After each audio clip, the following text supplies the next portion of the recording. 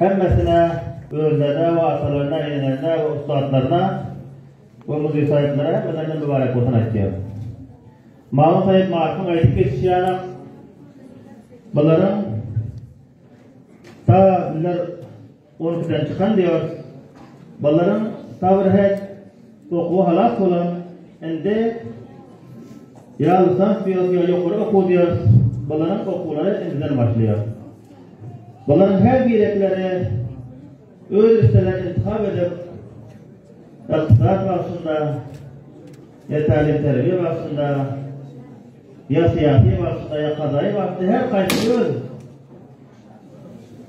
intikablarını intikab edip öz halkına, atalarına, ilerine, Afganistan'a hizmet etmeni Allah Teala'nın öyle bunları müyesser etsin.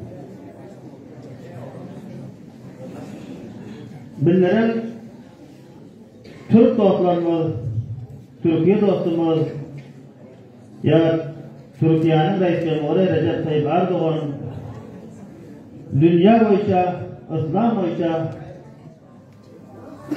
yolbaşı olup hemen Müslümanların önüne düşüyor yaşanıcı olup bizlerin satı cihanda neyde Müslümanlar olsa hem mecayda bizlere Afgan Türk bilinarak bir mektebi icat edip her bir yaşlı ustadlarını bizlere iyi verip bizlerin avratlarını terbiye veriyor. Recep Tayyip Erdoğan'dan hemen Ahl-i Türk'ten teşekkürler ediyor.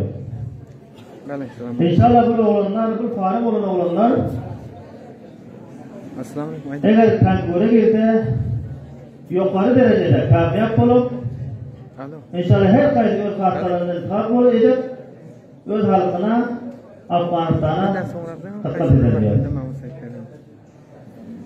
Hem belirle yeni bölgede mukam olayet taraftan, ölüm taraftan hem belirle faragatını mübarek olsun istiyorum.